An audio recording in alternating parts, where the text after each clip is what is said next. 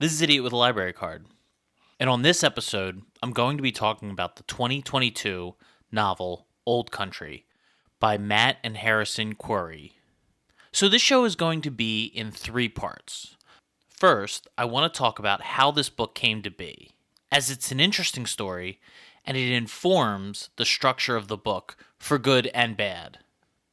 I then want to get into a spoiler-free review of the book. Less on the story and more on the writing style and how I feel about the book in general. Lastly, I'm going to go over the plot of the book. And I'll let you know when we get to that portion of the show, as there will be spoilers, and this book is probably best read with as little knowledge about the plot as possible. So what's interesting about this book is that it was originally a serial on a subreddit page called No Sleep. This subreddit contains first-person horror stories. This is a very popular subreddit, and this is not the only story from it that's been picked up for major distribution. There's been some other novels from it, and even a Netflix series, and I believe Steven Spielberg also purchased the rights to a story that was on this subreddit. What I find interesting is when people talk about this subreddit and a series of stories coming out and forming a whole story, they talk about it as if it's a novelty. And the fact that it's coming out on the internet in a series is an interesting way, like a new way for books to come out.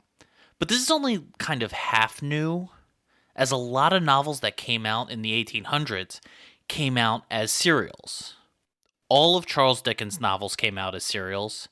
Actually, what many consider to be the greatest novel ever, Ulysses by James Joyce, also came out as a serial. I bring this up just because it's interesting to me, this sort of new thing happening where serials on the internet are getting big and then getting published in books. But it's a new thing with an old flavor. So it is cool that this story came out as a serial. Just all the press around it is acting like this is some sort of new and exciting development in literature.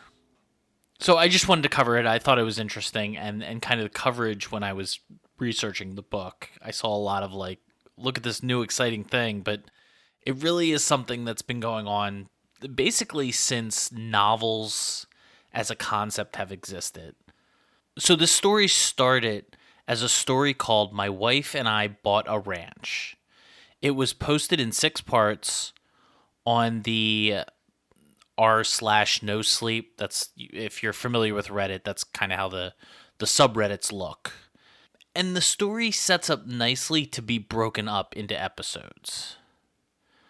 The book is also broken up into 5 or 6 pieces, depending on how you chop it up. And then each chapter is told from the view of either the husband, Harry, or the wife, Sasha. The story is basically a husband and wife leave the hustle and bustle of the city and buy a ranch near the 10-ton mountains in Idaho. So as far as the writing style, it's not great. I would say overall, the story at times builds good tension and gives you a feel for the atmosphere of the scene. But I have 3 major problems with the writing. First, so the book is from either the husband's point of view in a chapter or the wife's point of view in a chapter. And there isn't a big enough difference in the voice of each character to even really notice it. The other problem is you don't gain much of an understanding as to who each character is by this style.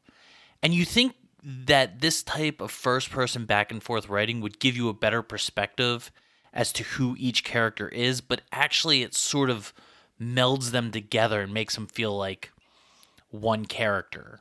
The other issue I have with the writing is that fuck and shit are bad words for inner monologue or when describing something.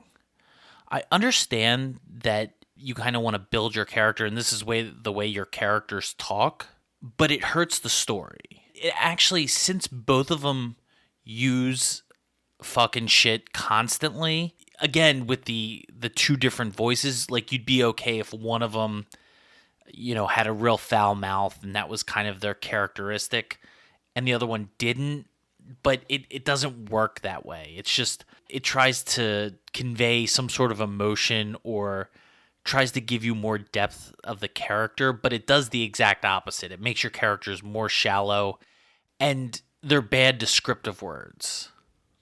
I'm not some person who says cursing should not be in writing, but if you use fuck, especially fuck too much, it loses its impact, and using it in a descriptive way or to get a point across is a poor way to tell a story. The last issue I have with the style of writing, and this goes back to the dueling first-person narrative, is there's a lot of repetition. You will have the husband tell you how the wife reacts to something at the end of his chapter. Then the wife's narrative chapter jumps in, and at the beginning of that chapter, it will repeat in depth what you already know. And I would say that this adds to a larger problem with the book, that is that it's a bit too long. I know I've just rattled off all the negatives about the writing style, but there are some really good things about the book. The best thing about it is that it sets up a really great twist at the end. And it really does set up a great potential third act. Again, it misses the mark a little, but the twist is really good. And I do want to talk about it when I get into the plot, as it was really my favorite part of the book right before the third act started. So I was dragging, kind of pushing myself through to finish this book, and got excited to read the end of it, the way they set up the third act. So, and I might as well get into spoilers now, but I'll get more into the writing and what the plotting of the book. As I've said, the husband Harry and his wife Sasha moved to a remote Idaho ranch with only really 2 other neighboring houses. Obviously, I'm going into the plot now, so this will be my last warning. You'll most likely enjoy this book going in fresh, as the twists and turns, as I said, are the best part of the book. It's not the worst horror book, although I think it's a little too long. It's only about 300 pages, so it's not very imposing. So if you like horror or ghost haunting novels, give this one a try, and stop listening now, read the book, and come back, and you can hear my take on the plot, and we can agree or disagree, and there's always all sorts of ways to reach me via comment, so I'd love to hear what you think. So Sasha and Harry moved to this ranch.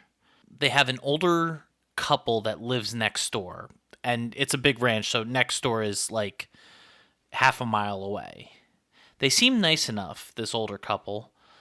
The older couple starts to tell Harry and Sasha that the valley is haunted, and that the spirits that haunt the valley take different forms for each season. And for each season, there's a ritual that you can stop the spirits from hurting you. Harry and Sasha don't believe them, and Harry, who's a bit of a hothead, also a former Marine, which will be important later, and he served in Afghanistan, also will be important later. He kicks the married couple basically off his property, says, "Get away from me," overreacts for some reason, but it's what happens in the story. Now, it's springtime when they move there.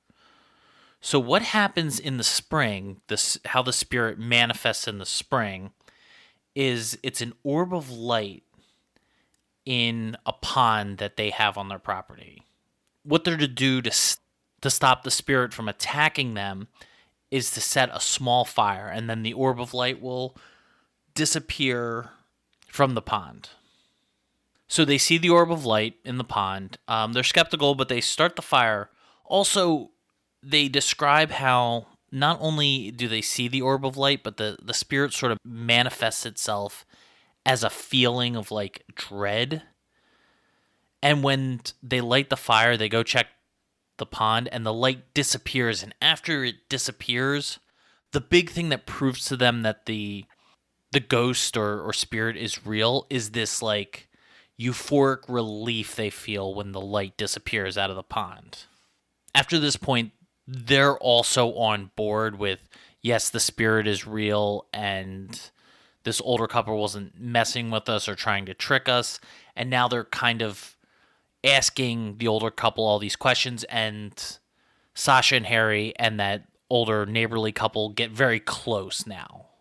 And I would say that this part of the novel was the hardest to get through. The beginning of the novel moves really slow. There doesn't seem to be like an escalation of tension yet. And really, the only important plot point that happens is basically the younger couple comes to accept that this land is haunted and that the older couple and younger couple grow closer. And there's a like mentor relationship. Then summertime hits, and this manifestation of the spirit is that a naked man comes running out of the woods crying for help, and then a bear is chasing him.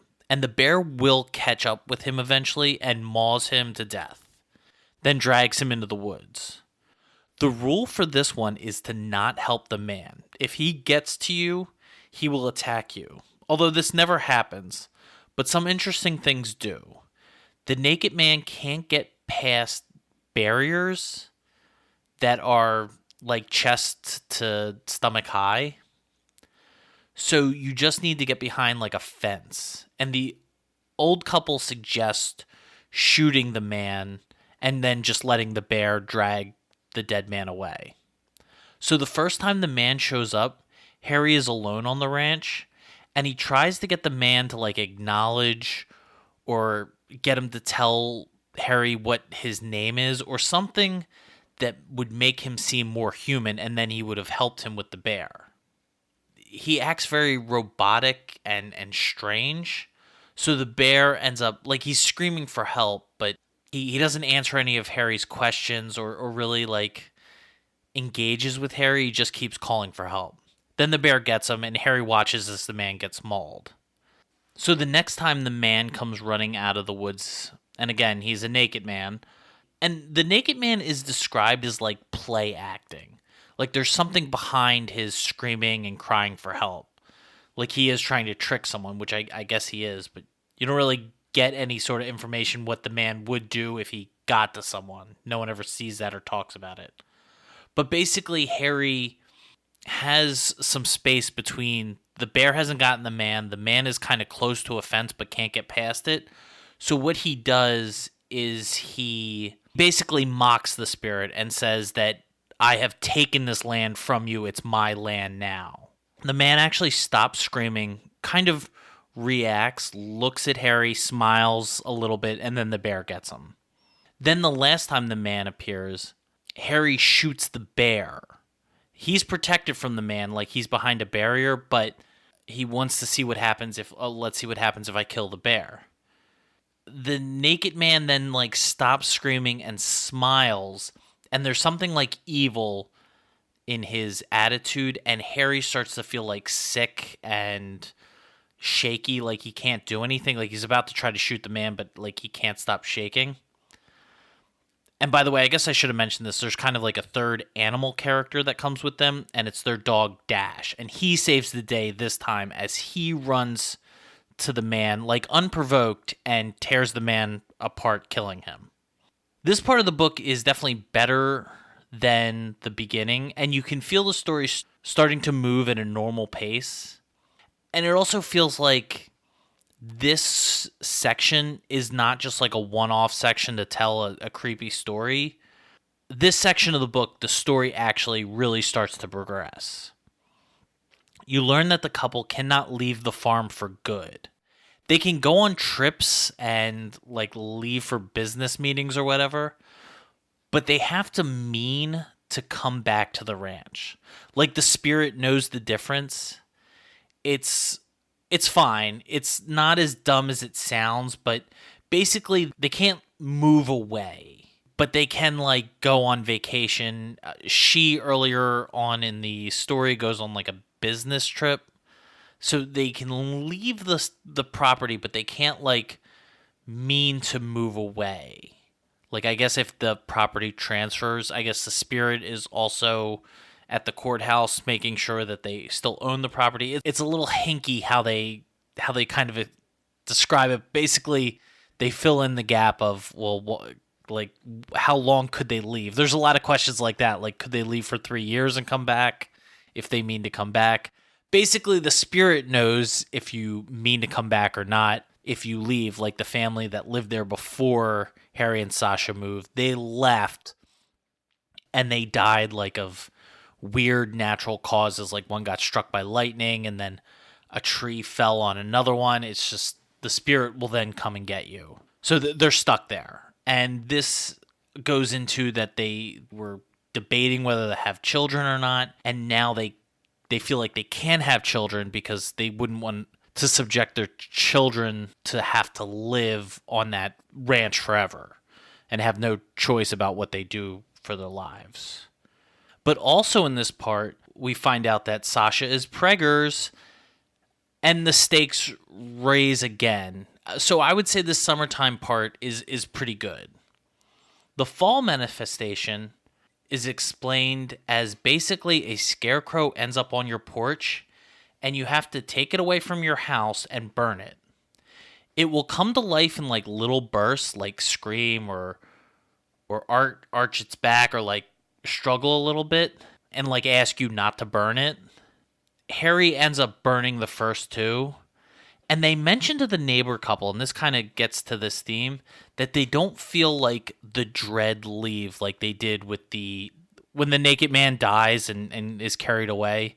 It's the same sort of feeling as the light in the pond when that goes away. Like there's a great dread and then like a euphoric relief feeling when the spirit manifestation basically disappears. But this doesn't happen with the scarecrow, which is weird to the old couple because they do feel that euphoric feeling when they have to burn their scarecrows. And by the way, that's what happens. This is the other kind of hinky part of this, is that the manifestations like show themselves to each people that live in that valley. The older couple has like a body of water in their property and the light appears for them too. And a different naked man, I guess, runs onto their property and is chased by a bear, and they get their own scarecrows.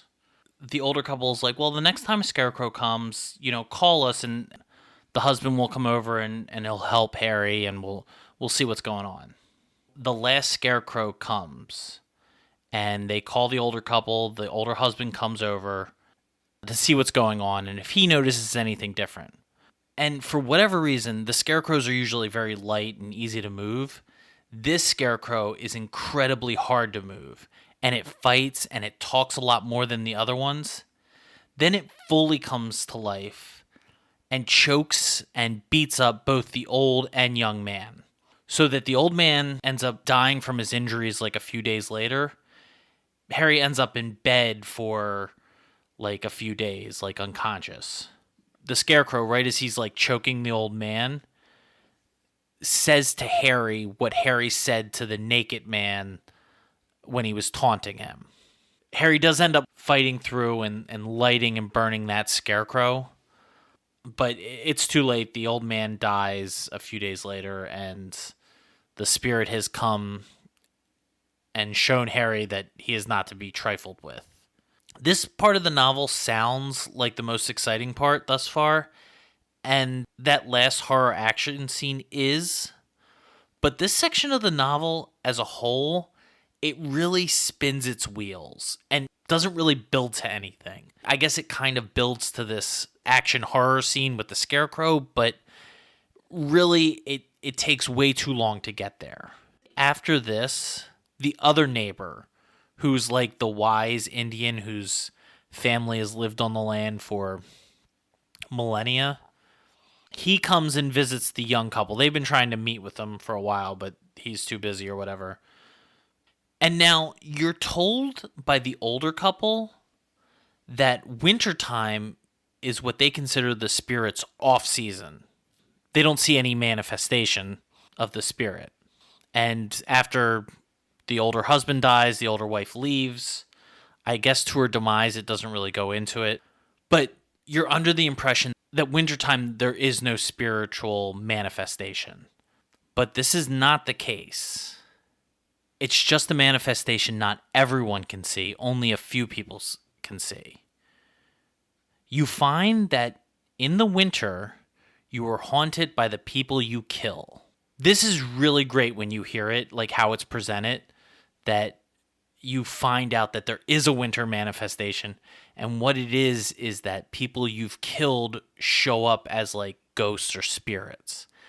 And it's gone through earlier in the novel that as a Marine, Harry believes he's killed 4 or 5 people in Afghanistan, but he's not actually really sure. Like, him and a few other guys shot into a car with a Taliban member or something like that.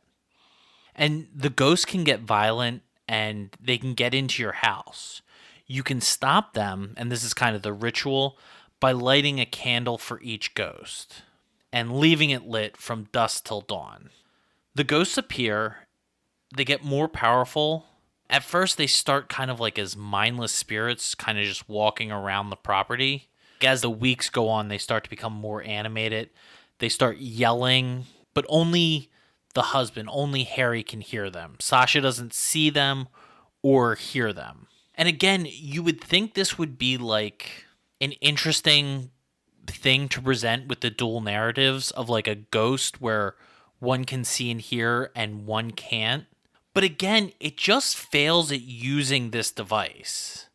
It still gives you a different perspective, but there's just so little tension between Sasha and Harry that, again, it just feels like it's the same person telling the story.